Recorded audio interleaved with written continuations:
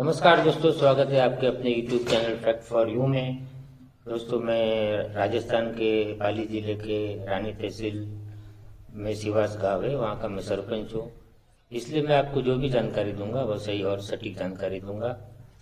दोस्तों, काफ़ी दिनों से समय नहीं मिल पा रहा था वीडियो बनाने का, उसके लिए क्षमा चाहता हूँ। आज मैं आपको पंचायत राज में ठेकेदार कैसे बने और ठेकेदार टेंडर कैसे भरे, इस बारे में जानकारी देना चाहूँगा। दोस्तों, पंचायत राज में कई प्रकार के टेंडर होते हैं, जैसे PWD, PSD, watershed, irrigation, RD, ऐसे कई प्रकार के होते हैं। आपको जिसमें भी भरना हो वो आप सिलेक्ट कर लेना। पहली बात तो ये है कि हम ठेकेदार बनने के लिए हमें क्या क्या करना पड़ेगा। दोस्तों, ठेकेदार बनने के लिए पहले आपको एक फॉर्म खोलनी होगी, किसी भी नाम से, जो भी आप नाम सिलेक्ट करना चाहे। वो फॉर्म खुलने के बाद आपको उस फॉर्म के नाम पर एक करंट अकाउंट खोलना होगा। करंट अकाउंट खोलने के बाद आपकी जो भी फॉर्म है उसे उसका GST रजिस्ट्रेशन करना होगा।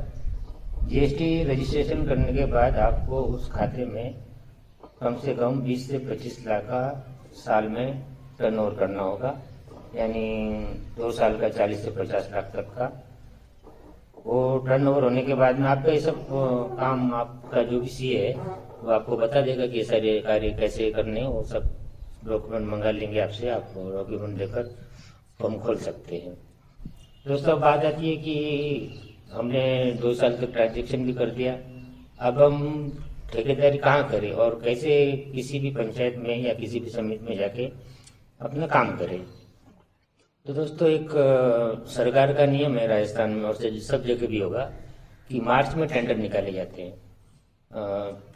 काम करने के लिए। हर मार्च, यानी साल के हर मार्च में फिक्स नियम है कि वो उनको टेंडर निकालना होता है समिति को। कोई कोई मार्च में निकालते हैं, किसी किसी का 1-2 साल लेट भी हो जाता है किसी कारणवश। तो लेकिन टेंडर निकालना जरूरी है, यानी निविदा निकालनी जरूरी है, अखबारों में देना जरूरी है। तो आप अखबारों में देखते रहिए, मार्च अप्रैल में सारे अखबारों में देते हैं। तो ज़्यादातर जो भी आप जिस भी समिति में काम करना चाहते हैं उस अखबार को देखकर उसकी डेट देख लीजिए। उस डेट के अनुसार समिति 3 डेट निकालती है। एक डेट तो फॉर्म भरने की निकालती है, दूसरी वापस लेने की निकालती है और तीसरी खोलने की निकालती है। तो जिस डेट पे भरने के लिए बोला जाता है तो उस डेट में आप ऑनलाइन फॉर्म भर सकते हैं।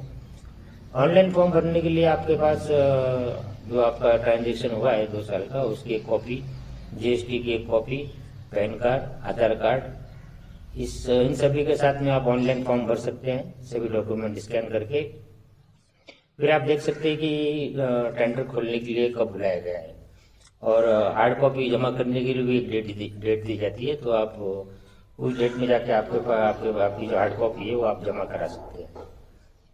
दोस्तों, डेट जब खोलने की डेट आती है तब आप उस समय समिति में सरपंच साहब बैठते हैं, ठेकेदार जी आएंगे, आप खुद, एन साहब, BDO साहब, वहाँ के अकाउंटेंट, ये पूरी टीम होती है, उनके सामने टेंडर खोले जाते हैं ताकि कोई भी गड़बड़ ना हो। टेंडर आप जब फॉर्म भरते हैं तो फॉर्म में एक ऑप्शन रहता है कि आपको BSR रेट में भरना है या BSR रेट से बिलो में भरना है या BSR रेट से एबो में भरना है। तो सरकार का एक नियम है कि जो भी बिलो में भरता है उसे टेंडर दिया जाए। तो ज़्यादातर लोग माइनस में ही भरते हैं, 2%, 5%, 8%, 10% तक वो माइनस में भरते हैं, जिससे कि उनको काम मिल सके। तो अगर आप ज़्यादा माइनस में भरेंगे तो फिर काम अच्छा नहीं होगा और आपको भी तकलीफ होगी। तो ज़्यादा माइनस ना भरे, इससे काम में क्वालिटी आती है और आपका नाम भी खराब होता है उसमें। तो ठीक है, अभी जो समझो कि आपका टेंडर खुल गया -8% में, आपका टेंडर खुलने के बाद में आपको वर्क ऑर्डर दिया जाएगा। वर्क ऑर्डर आपको किसी भी ग्राम पंचायत में खुला है, समझो कि फलाना पंचायत में आपने टेंडर भरा था और खुल गया उस पंचायत में, तो उस पंचायत से आपको वर्क ऑर्डर लेना होगा। वर्क ऑर्डर लेने के लिए सरपंच साहब और वहाँ के जो ग्राम विकास अधिकारी है वो आपको वर्क ऑर्डर देंगे। उसके लिए आपको एक 3% की धरोहर राशि जमा करनी होगी।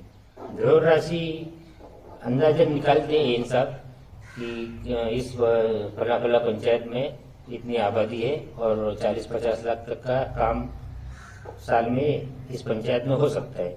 तो उस हिसाब से वो लोग एक 3% की धरोहर राशि निकालते हैं। समझो कि 60 लाख का काम है किसी पंचायत में, तो 1,80,000 आपको जमा करानी होगी। वो जमा कराने के बाद ही आपको वर्क ऑर्डर दिया जाएगा।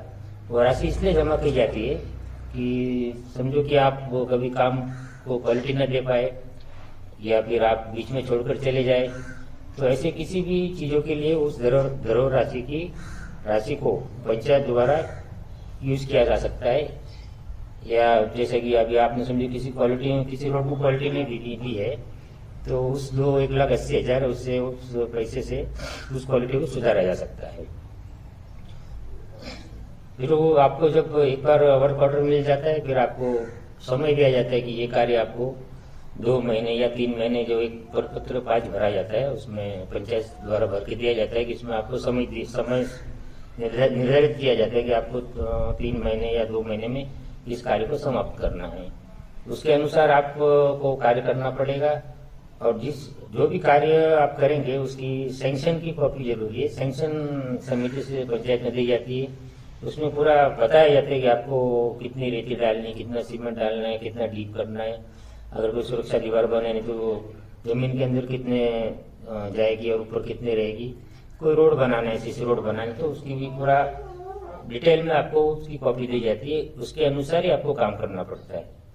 वो काम आपने कर दिया समय पर, तो फिर आपके काम को समिति से इन सब आकर जांच करते हैं कि आपने काम सही किया है कि नहीं किया है। अगर आपका काम सही रहेगा तो वहाँ से एमबी भरी जाएगी। एमबी भरने के बाद में आपको पंचायत द्वारा पेमेंट किया जाएगा।